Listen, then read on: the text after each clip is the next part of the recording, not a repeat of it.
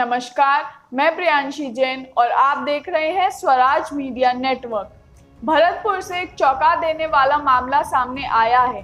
एक पत्नी ने अपने ही पति की हत्या कर दी। दरअसल ये पति अपनी पत्नी के साथ बहुत ही ज्यादा जोर जबरदस्ती करता था और उसे मारता पीटता था। इसी के चलते पत्नी परेशान हो गई और उसने अपने पति की हत्या कर दी।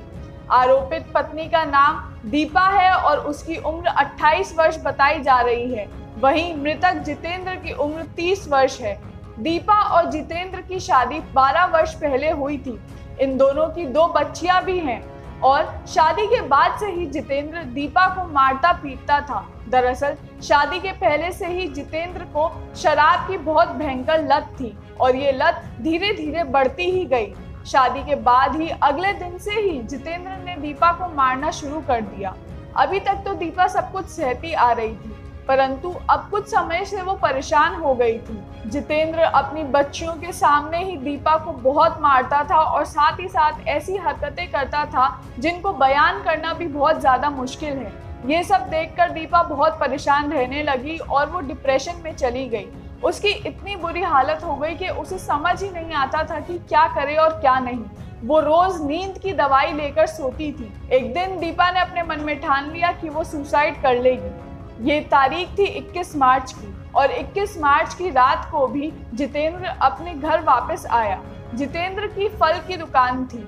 जितेंद्र जब घर वापस आया तो वो बहुत ज्यादा नशे में था। उसने घर में घुसते ही दीपा के साथ मारपीट शुरू कर दी। उसने हर बार की तरह बच्चियों के सामने ही दीपा को बहुत मारा और फिर दीपा के साथ जोर जबरदस्ती भी करी। दीपा परेशान हो गई। वो किचन में गई और पहले तो उसने खुद सुसाइड करने की सोची, परंतु पीछे पीछे उसकी बच्चियां आ गई। बच्चियों को देखते ही दीपा के मन में ख्याल आया कि अगर मैं चली गई तो कहीं मेरी बच्चियों का भी ये ही हाल ना हो जाए, कहीं उनका पिता बच्चियों के साथ ये सब हरकतें करना शुरू ना कर दे। और इसके बाद दीपा ने अपना प्लान चेंज किया। उसने खुद सुसाइड करने की जगह सोचा कि वो अपने पति को ही मार डालेगी और इस समस्या को खत्म कर देगी। दीपा ने इसके बाद अपने पति का खाना लगाया और खाने में 4 नींद की गोलियां मिला दी। इसके बाद रात को करीब 2:30-3 बजे जब जितेंद्र बहुत ही ज्यादा गहरी नींद में था, दीपा किचन में गई। किचन से चाकू लेकर आई।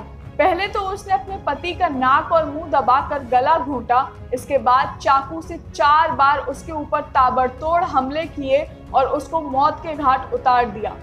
पहले तो दीपा मन में खुश हुई कि उसने अपनी समस्या को खत्म कर दिया, परंतु फिर शायद उसे ये समझ आया कि उसने गलती करी है।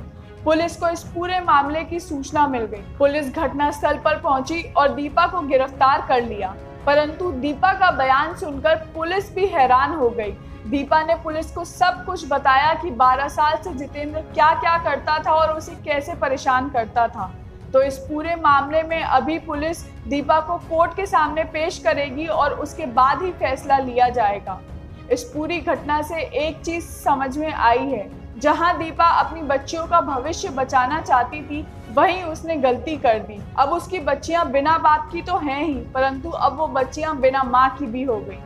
तो इस पूरी खबर के बारे में आपके क्या विचार हैं, हमें कमेंट के माध्यम से जरूर बताएं।